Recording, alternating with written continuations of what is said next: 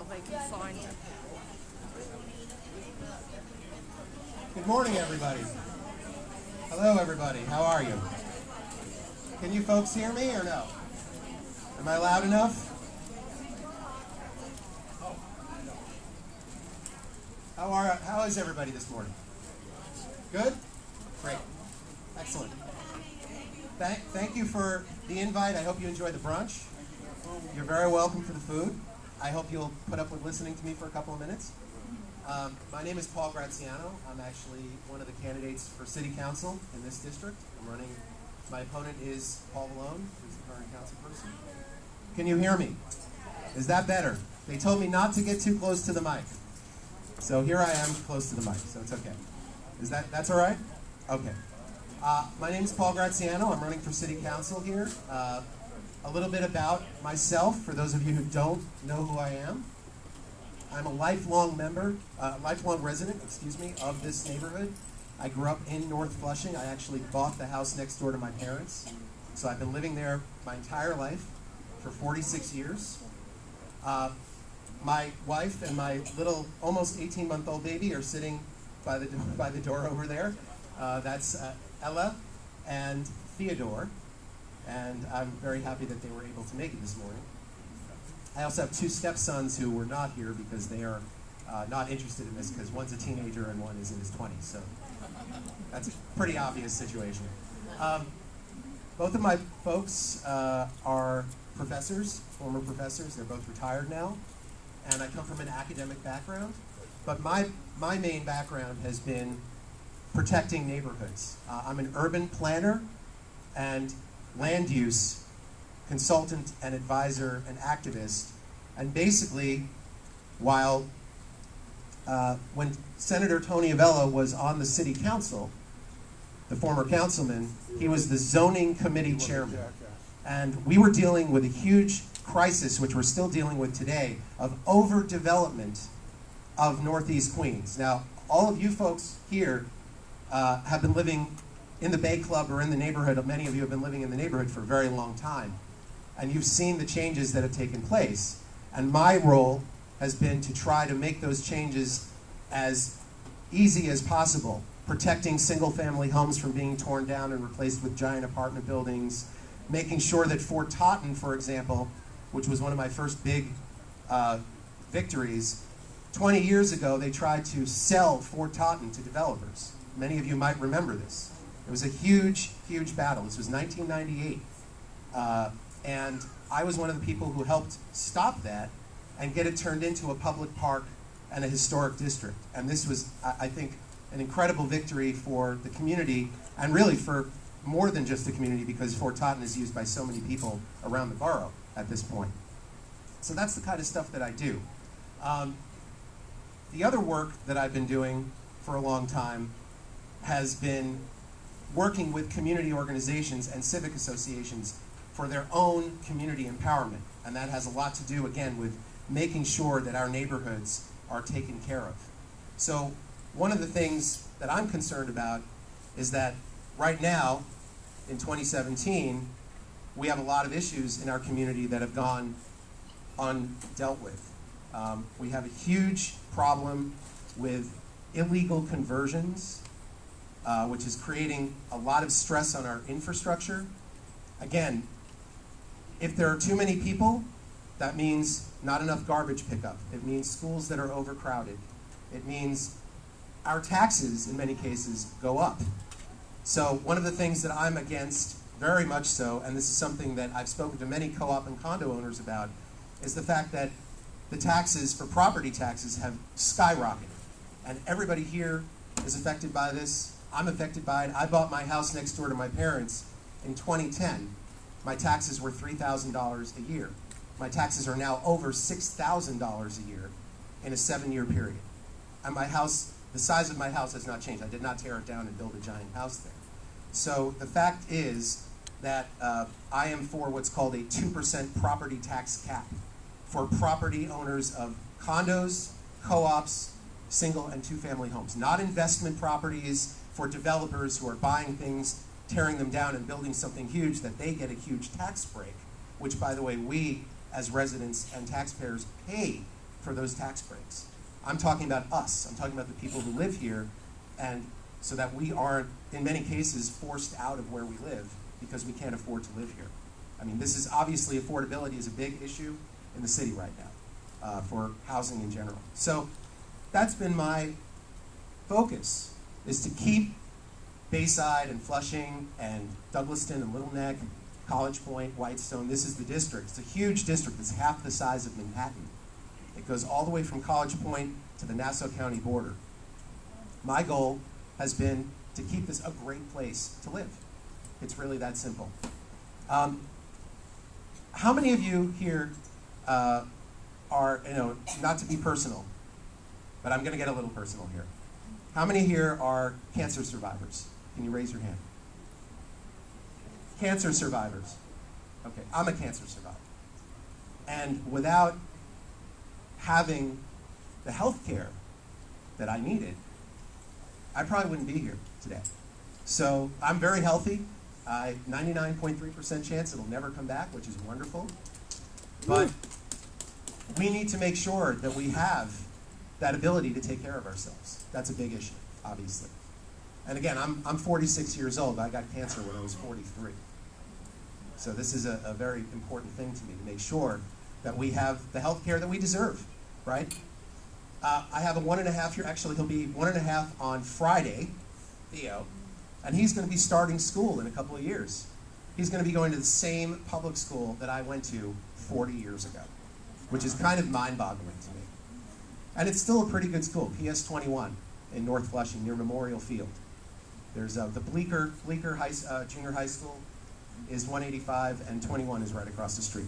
So education, coming from an academic background, and also being interested in education and having a little guy who's going to be starting, very, very important to me. So these are all, again, these are basic issues, right? This is about being responsible.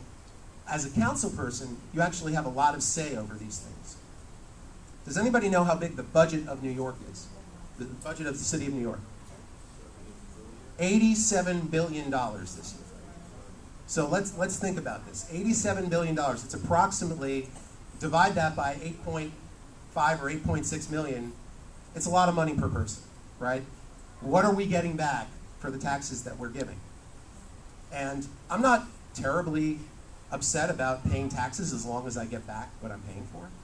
So the issue here, and again, this goes to the property tax, if we're paying a lot in property taxes and we're not getting back what we're supposed to get, then I have a problem. If we're paying a lot in income taxes and we're not getting what we get back, it's a problem. So these are things that I think about, and this goes for education as well. This goes for all of the services that we're supposed to get living in the city of New York.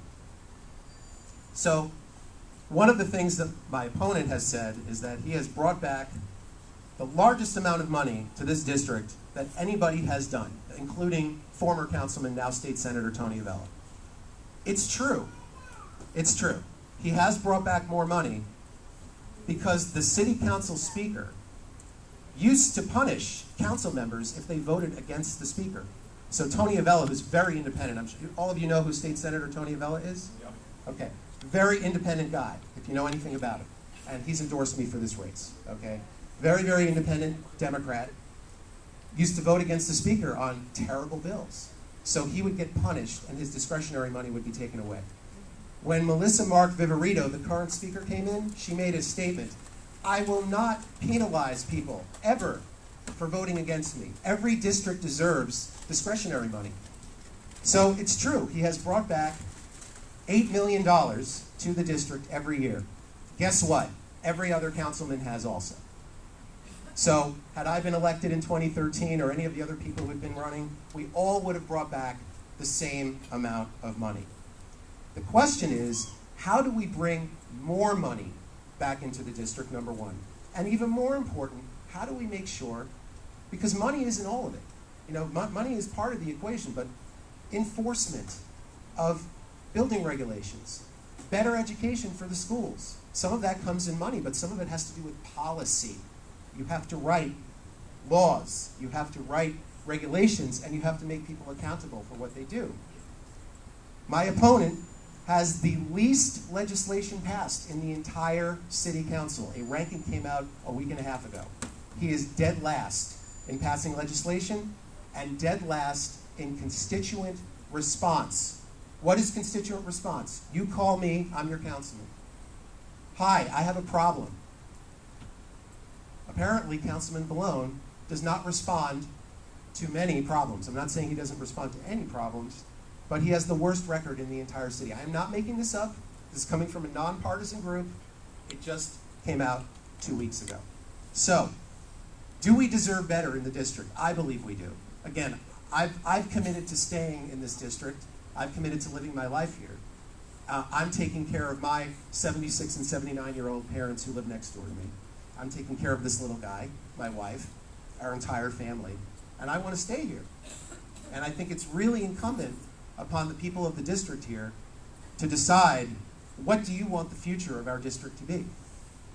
Do you want it to just continue on autopilot, which is the way it's been for the last 4 years, or do you want someone who's actually going to take an active role, pass things that need to be passed, and approach it from a problem-solving perspective?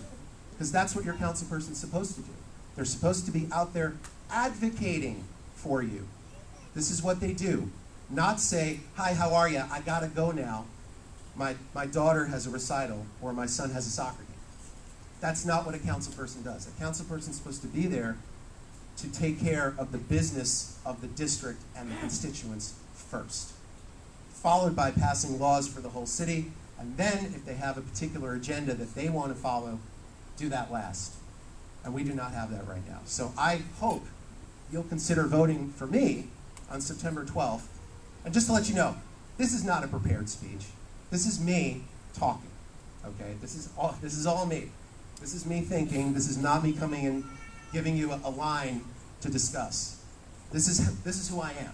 You talk to me one-on-one, a few of you already have. I'm the same person. And this is what I want to bring to the council district. So, on that note, thank you so much for coming. If there are any questions or comments, I'm happy to answer them up here. I'm also happy to talk to you around the table, and I can take it from there.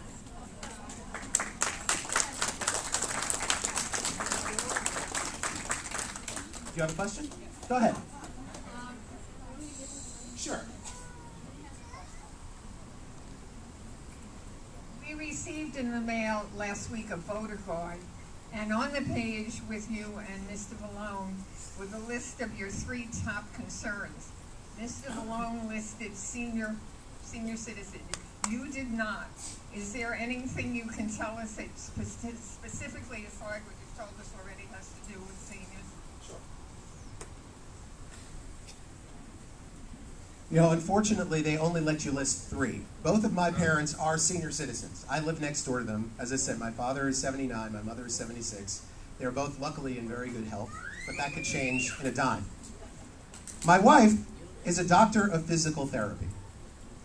The stories I hear about seniors getting care or not getting the care that they deserve is something that really bothers me tremendously, personally, but also from a policy perspective, which is that seniors are the ones who are getting the services more than anybody else in terms of health care and other issues pertaining to health care. I've already brought up taxes, obviously, which I already said, but health care is obviously the other big issue here. Now, we were talking about this on the drive over here, literally, talking about lack of Medicaid reimbursement, lack of getting the services from your health insurance that you're supposed to get, getting 3 visits when you need 8 visits, these kinds of things. Much of this is not covered by city policy, but part of the job of a city council person is to advocate. And that just doesn't mean just advocate at the local level, but advocate to the state and the federal lawmakers that are making this policy and say, listen, I live in a naturally occurring retirement community, a NORC. That's what we are in Northeast Queens. And we have been for 30 years because people move here and they don't move away, right? People move to this neighborhood because it's a great place to live and they don't move away. That means that if that happens, people ultimately get older here and they need more and more help and services. So, in my opinion, getting on to the Health and Human Services Committee is very important to me. But the reason I wrote the 3 that I wrote is that, to me, land use is the thing that sort of infers every other issue, right? If you don't take care of your land use issues, how do you go to a hospital? Well, that's because the hospital has to get approvals to get built, right? It's all connected. All of these other issues are connected to that. But my point is that they only gave me 3 things to list. So health, obviously senior/healthcare would be number 4, or it would be number 3 if I could have switched it with parks and recreation. So I hope that answers some of your questions. Are there other questions? Oh, sorry.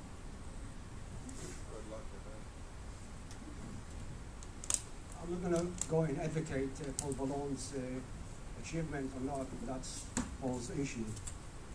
You associated with Avella.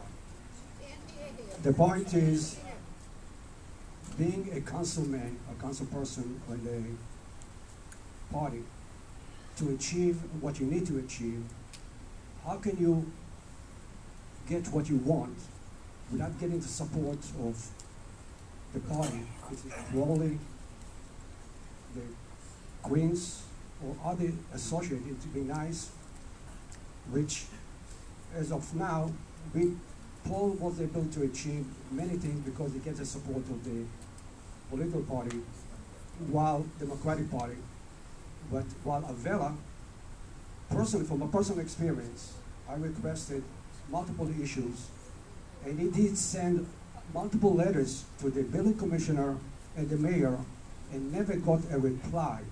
So the point is,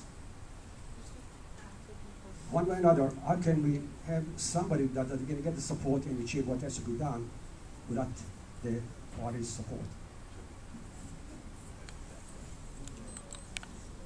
Well, again, for those who didn't hear, his question was, if I'm not connected to the Queen's democratic machine, how can I get anything done?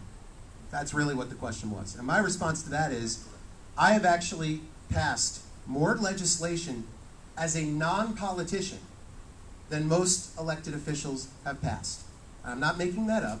When Senator Avella was on the city council, and he was already in opposition with the Queen's Democratic Party, I passed multiple land use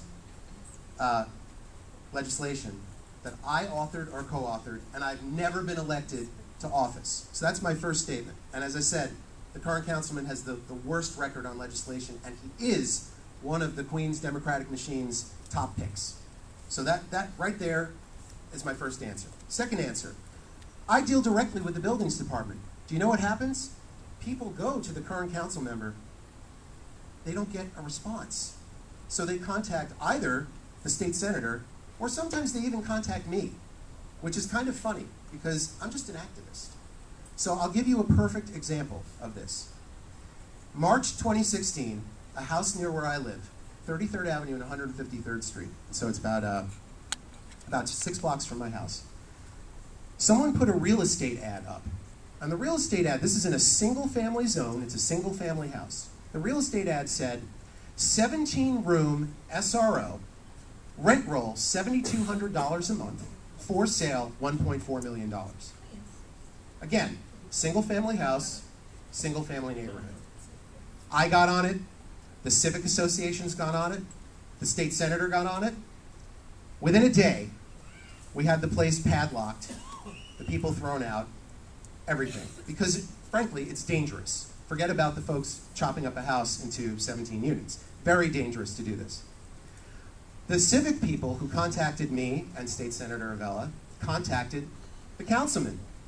We received an email, and the email stated, this is not something our office does. Why don't you contact State Senator Tony Avella's office? Now, this is not the first time that this has happened, but to me, for someone who's representing the district, not to respond to what I think of as a public safety crisis, okay, which is what this kind of thing is.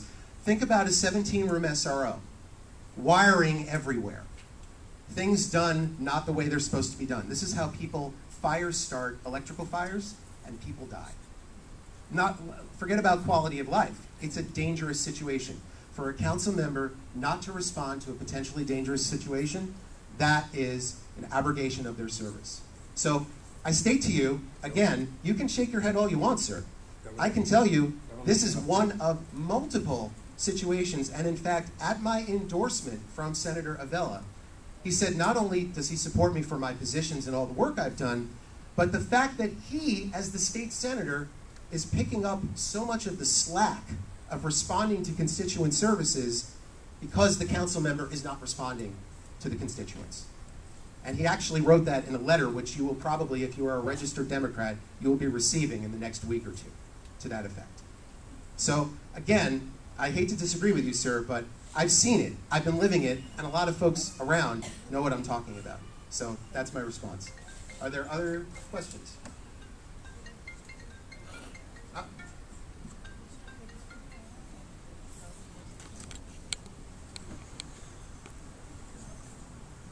Hi, first of all, thank you for this lovely brunch.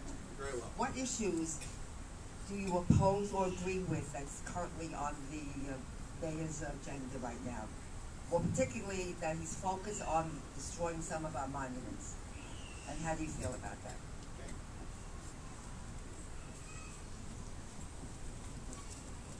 Don't thank me, thank the Bagel Club, by the way, first of all. They do a great spread. So I highly